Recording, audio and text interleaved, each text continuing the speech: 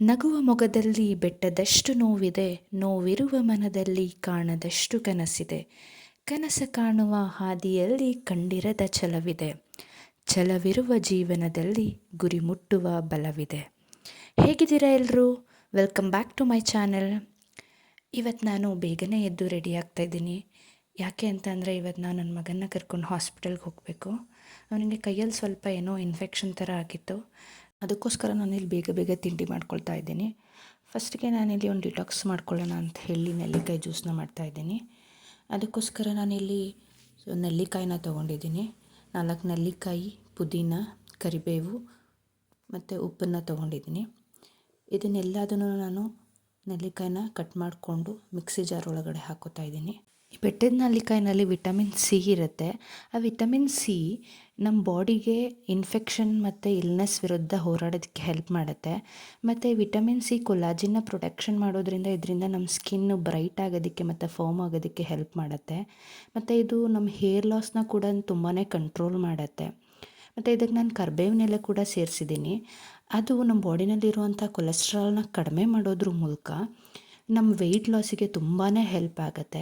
ಅದ್ರ ಜೊತೆಗೆ ಇದು ಹೇರ್ ಗ್ರೋತಿಗಂತೂ ತುಂಬಾ ಒಳ್ಳೆಯದು. ಈಗ ಇದಕ್ಕೆ ನೀರನ್ನು ಹಾಕ್ಕೊಂಡು ನುಣ್ಣಗೆ ರುಬ್ಕೋತಾ ಇದ್ದೀನಿ. ಅದನ್ನು ರುಬ್ಬಿದ ಆದಮೇಲೆ ಸ್ಟ್ರೈನ್ ಮಾಡಿಕೊಂಡು ಕುಡಿಬೋದು. ಕೆಲವರಿಗೆ ಹಾಗೇ ಇಷ್ಟ ಆದರೆ ಕುಡಿಬೋದು. ಬಟ್ ಒಟ್ಟೊಟ್ಟು ಥರ ಸಿಗೋದ್ರಿಂದ ಅದು ಕುಡಿಯೋದಕ್ಕೆ ಅಷ್ಟು ಚೆನ್ನಾಗಿ ಅನಿಸಲ್ಲ.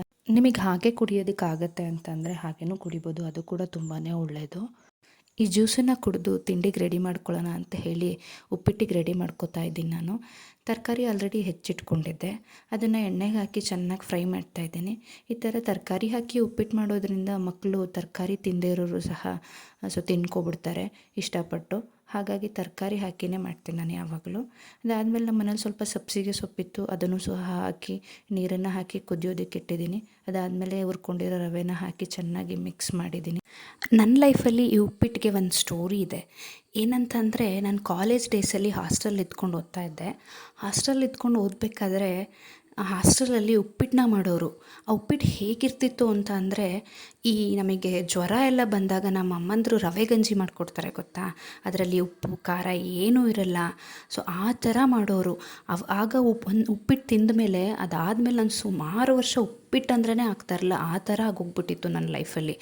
ಸೊ ನಿಮಗೂ ಯಾವುದಾದ್ರೂ ಈ ಥರ ಒಂದು ಎಕ್ಸ್ಪೀರಿಯೆನ್ಸ್ ಆಗಿದೆಯಾ? ನನಗಂತೂ ಅದು ತುಂಬಾ ವರ್ಸ್ಟ್ ಎಕ್ಸ್ಪೀರಿಯೆನ್ಸ್ ಅಂತ ಹೇಳ್ಬೋದು. ಸುಮಾರು ವರ್ಷ ಉಪ್ಪಿಟ್ಟಂದರೆ ಮಾರು ದೂರ ಓಡ್ತಿದ್ದೆ ನಾನು. ಅದಾದಮೇಲೆ ಒಂದು ದಿವಸ ನಾನು ಆಪ್ಷನ್ ಇಲ್ಲದೆ ನಮ್ಮ ಬಿ ಎಡ್ ಟ್ರಿಪ್ ಟೈಮಲ್ಲಿ ತಿಂದೆ. ಸೊ ಅದಾದಮೇಲಿಂದ ನನ್ನ ಒಪಿನಿಯನ್ಸ್ನ ಉಪ್ಪಿಟ್ಟು ಬಗ್ಗೆ ಚೇಂಜ್ ಮಾಡಿಕೊಂಡೆ. ಅದಾದಮೇಲೆ ನಾವು ತಿಂಡಿನ ತಿಂದು ಹೊರಡೋಣ ಅಂತ ಹೇಳಿ ಹೊರಡೋಕ್ಕೆ ರೆಡಿ ಮಾಡ್ಕೋತಾ ಇದ್ದೀವಿ. ನನ್ನ ಮಗ ನೋಡಿ ಕೂತಿದ್ದಾನೆ ಇಲ್ಲಿ. ಅವನಿಗೆ 2 ಡೇಸಿಂದ ವೈರಲ್ ಫೀವರ್ ಬೇರೆ ಇದೆ. ನೋಡಿ ಕೈ ಈ ಥರ ಆಗಿಬಿಟ್ಟಿದೆ. ಇದನ್ನು ಪಲ್ಮಾರ್ ವಾಟ್ ಅಂತ ಹೇಳಿ ಕರೀತಾರಂತೆ. ಇನ್ಫೆಕ್ಷನಿಗಾಗಿದೆಯಂತೆ ಇದು. ನೋಡೋಕ್ಕೆ ಹಾಕ್ತಾರಲ್ಲ ಅಷ್ಟು ಬ್ಲ್ಯಾಕ್ ಆಗಿಬಿಟ್ಟಿತ್ತು. ಹಾಗಾಗಿ ತೋರಿಸ್ಕೊಂಬಂದ್ಬಿಡೋಣ ಅಂತ ಹೇಳಿ ಹೋಗ್ತಾ ಇದ್ದೀವಿ ಈಗ ನಾವು. ಈಗ ನನ್ನ ಮಗ ನೋಡಿ ನನ್ನ ಕಡೆಗೆ ನೋಡ್ತಿದ್ದಾನೆ. ಈಗ ಹಾಸ್ಪಿಟಲ್ಗೆ ಹೋದಾದ್ಮೇಲೆ ಅವರು ಡಾಕ್ಟ್ರು ಇದನ್ನು ಸ್ವಲ್ಪ ನೀರಲ್ಲಿ ನೆನೆಸಿದ್ರೆ ಅದು ಬ್ಲ್ಯಾಕ್ ಆಗಿರೋ ಅಂಥ ಮೇಲ್ಗಡೆ ಸ್ಕಿನ್ನನ್ನು ರಿಮೂವ್ ಮಾಡೋದಕ್ಕೆ ಈಸಿ ಆಗುತ್ತೆ ಅಂತ ಹೇಳಿದ್ರು. ಹಾಗಾಗಿ ನನ್ನ ಮಗ ನೀರೊಳಗಡೆ ಕೈನ ಇಟ್ಕೊಂಡು ಕೂತಿದ್ದಾನೆ. ಡಾಕ್ಟರ್ ಬಂದು ಅದನ್ನು ರಿಮೂವ್ ಮಾಡಬೇಕಾದ್ರೂ ಅಂತೂ ತುಂಬ ಅಂದರೆ ತುಂಬಾ ಅಳ್ತಾ ಇದ್ದ, ಪೇಯ್ನ್ ಆಗುತ್ತೆ ಅಂತ ಹೇಳಿ. ಅದಾದಮೇಲೆ ಅದಕ್ಕೆ ಪೇಯ್ನ್ ಆಗದೆ ಇರೋ ರೀತಿ ಒಂದು ಇಂಜೆಕ್ಷನ್ನ ಹಾಕಿದ್ರು. ನೋಡಿ ಹಾಕ್ತಾಯಿದ್ದಾರೆ ಇಂಜೆಕ್ಷನನ್ನು.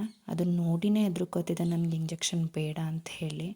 ಆದರೂ ನಾವು ಅವನನ್ನು ಸಮಾಧಾನ ಮಾಡಿ ಏನಾಗಲ್ಲ ಅಂತ ಹೇಳಿ ಹಾಕಿಸ್ತಾ ಇದ್ದೀವಿ. ಹಾಕಿಸಿ ಎಲ್ಲ ಆದಮೇಲೆ ನೀಟಾಗಿ ಮಾಡಿಸ್ಕೊಂಡ. ನೋಡಿ ಈಗ ಅವರಿಗೆಲ್ಲ ಖುಷಿಯಿಂದ ಬಾಯ್ ಹೇಳಿ ಈಗ ಹೊರಡೋಣ ಅಂತ ಹೇಳಿ ಹೊರಡ್ತಾ ಇದ್ದೀವಿ. ನಾವು ಇದನ್ನು ಆಲ್ರೆಡಿ 1-2 ಟೈಮ್ಸು ಕರ್ಕೊಂಬಂದು ತೋರಿಸಿದ್ವಿ. ಆದರೂ ಕೂಡ ಅವ್ರು ಇಂಜೆಕ್ಷನ್ನ ಕೊಟ್ಬಿಟ್ಟು, ಏಕೆಂದರೆ ಇವನು ಅದನ್ನು ರಿಮೂವ್ ಮಾಡಿಸ್ಕೊಳ್ಳಲ್ಲ ಅಂತೇಳಿ ಇಂಜೆಕ್ಷನ್ನ ಕೊಟ್ಬಿಟ್ಟು ಕಳಿಸ್ತಾಯಿದ್ರು. ಹಾಗಾಗಿ ಅದು ಸ್ವಲ್ಪ ಜಾಸ್ತಿನೇ ಆಗಿಬಿಟ್ಟಿತ್ತು. ನಾವು ಕೂಡ ಸ್ವಲ್ಪ ನೆಗ್ಲೆಕ್ಟ್ ಮಾಡಿದ್ವಿ ಅನಿಸುತ್ತೆ. ಹಾಗಾಗಿ ನಾವು ಮಾಡಿರೋ ಥರ ಏನು ಯಾವತ್ತೂ ಯಾರೂ ಕೂಡ ಮಾಡಬೇಡಿ, ಅದನ್ನು ನೆಗ್ಲೆಕ್ಟ್ ಮಾಡಬೇಡಿ. ಯಾಕೆಂತಂದರೆ ಆ ಇನ್ಫೆಕ್ಷನ್ನು ಸ್ಪ್ರೆಡ್ ಆಗಿಬಿಟ್ಟು ಫುಲ್ಲು ಬೆರಳಿಗೆಲ್ಲನೂ ಸಹ ಆಗಿಬಿಡತ್ತೆ. ಇನ್ನು ಸಂಜೆ ನಾನು ಕೆಲಸ ಮುಗಿಸ್ಕೊಂಬಂದು ಇವತ್ತೊಂದು ಸ್ಪೆಷಲ್ ಟೀನ ಮಾಡೋಣ ಅಂತ ಹೇಳಿ ಮಾಡ್ತಾಯಿದ್ದೀನಿ. ಇದು ಎಷ್ಟು ಚೆನ್ನಾಗಿರುತ್ತೆ ಅಂತಂದರೆ ನಾವು ಹೊರಗಡೆ ಎಲ್ಲ ಹೋಟೆಲ್ಗಳಲ್ಲಿ ಕುಡಿತೀವಲ್ಲ, ಅದಕ್ಕಿಂತ ತುಂಬಾ ಟೇಸ್ಟಿಯಾಗಿರುತ್ತೆ ಈ ಟೀ. ಒಂದು ಸಲ ಟ್ರೈ ಮಾಡಿ ನೀವು ಕೂಡ ಮನೆಯಲ್ಲಿ. ಇದ್ರದ್ದು ಏನಾದರೂ ನಿಮಗೆ ರೆಸಿಪಿ ಎಲ್ಲ ಬೇಕು ಅಂತ ಅಂದರೆ ಕೇಳಿ, ನಾನು ನಿಮಗೆ ಮಾಡಿ ತೋರಿಸ್ತೀನಿ. ಇದಕ್ಕೆ ನಾನು ಬೆಲ್ಲನ ಯೂಸ್ ಮಾಡ್ತೀನಿ. ಬೆಲ್ಲನ ಯೂಸ್ ಮಾಡೋದ್ರಿಂದ ಟೀ ಟೇಸ್ಟ್ ಅಂತೂ ತುಂಬಾ ಚೆನ್ನಾಗಾಗುತ್ತೆ. ಹಾಗಾಗಿ ಸಕ್ಕರೆಗಿಂತ ಬೆಲ್ಲನೇ ಯೂಸ್ ಮಾಡೋದು ತುಂಬಾ ಬೆಟರ್ ಇದಕ್ಕೆ ಟೀ ಮಾಡಬೇಕಾದ್ರೆ. ಟೇಸ್ಟನ್ನ ಎನ್ಹಾನ್ಸ್ ಮಾಡುತ್ತೆ ಈ ಬೆಲ್ಲ.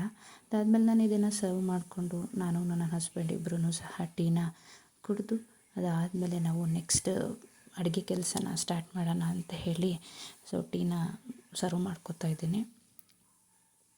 ಅಷ್ಟರಲ್ಲಿ ಆಲ್ರೆಡಿ ಈವ್ನಿಂಗ್ 7 ಆಗಿತ್ತು. ಹಾಗಾಗಿ ಅಡುಗೆಗೆ ರೆಡಿ ಮಾಡ್ಕೊಳ್ಳೋಣ ಅಂತ ಹೇಳಿ ಮಾಡ್ಕೊತಾ ಇದ್ದೀನಿ. ಇವತ್ತು ಸಿಂಪಲ್ಲಾಗಿ ಟೊಮೆಟೊ ರಸಮು ಮತ್ತು ಅನ್ನ ಮತ್ತು ಅದಕ್ಕೆ ಕೋಸಂಬರಿನ ಮಾಡೋಣ ಅಂತ ಹೇಳಿ ಮಾಡ್ಕೊತಾ ಇದ್ದೀನಿ. ಇದು ಟೊಮೆಟೊ ರಸಮ್ಗೆ ನಾನು ಎಣ್ಣೆನ ಬಿಸಿ ಮಾಡೋದಕ್ಕಿಟ್ಟು ಅದಕ್ಕೆ ಸಾಸಿವೆ, ಕರಿಬೇವು ಮತ್ತು ಒಣಮೆಣಸಿನ್ಕಾಯಿನ ಹಾಕಿ ಅದನ್ನು ಸ್ವಲ್ಪ ಚೆನ್ನಾಗಿ ಫ್ರೈ ಮಾಡಿಕೊಂಡು ಅದಕ್ಕೆ ಕುಟ್ಟಿ ಪುಡಿ ಮಾಡ್ಕೊಂಡಿದ್ದಂತಹ ಮೆಣಸು, ಜೀರಿಗೆ ಮತ್ತು ಬೆಳ್ಳುಳ್ಳಿನ ಹಾಕ್ಕೊಂಡು ಫ್ರೈ ಮಾಡ್ಕೊತಾ ಇದ್ದೀನಿ. ಅದಾದಮೇಲೆ ಸ್ವಲ್ಪ ಹಿಂಗನ್ನು ಹಾಕ್ಕೊಂಡು ಅದನ್ನು ಕೂಡ ಫ್ರೈ ಮಾಡಿಕೊಂಡು ಅದಾದಮೇಲೆ ಬೇಯಿಸಿ ರುಬ್ಬಿಟ್ಕೊಂಡಿರೋ ಅಂಥ ಟೊಮ್ಯಾಟೋನ ಹಾಕ್ಕೊತಾ ಇದ್ದೀನಿ. ಸ್ವಲ್ಪ ನೀರನ್ನು ಮಿಕ್ಸ್ ಮಾಡಿಕೊಂಡು ಅದಾದಮೇಲೆ ಎಷ್ಟು ಬೇಕೋ ಅಷ್ಟು ರುಚಿಗೆ ತಕ್ಕಷ್ಟು ಉಪ್ಪನ್ನ ಹಾಕ್ಕೊಂಡು ಅದನ್ನು ಚೆನ್ನಾಗಿ ಕುದಿಯೋದಕ್ಕೆ ಬಿಡಬೇಕು. ಚೆನ್ನಾಗಿ ಕುದ್ದಷ್ಟು ಚೆನ್ನಾಗಿರುತ್ತೆ. ಅದಾದಮೇಲೆ ಅದಕ್ಕೆ ಸ್ವಲ್ಪ ಕೊತ್ತಂಬರಿ ಸೊಪ್ಪನ್ನು ಕಟ್ ಮಾಡಿ ಹಾಕ್ಕೊಳ್ಳಿ. ಇದು ಈ ಚಳಿಗಾಲಕ್ಕಂತೂ ತುಂಬಾ ಚೆನ್ನಾಗಿರುತ್ತೆ. ಇದಾಗಿತ್ತು ನನ್ನ ಇವತ್ತಿನ ವ್ಲಾಗು. ಇವತ್ತಿಗಿಷ್ಟೇ, ಮತ್ತೆ ಸಿಗೋಣ. ಬಾಯ್.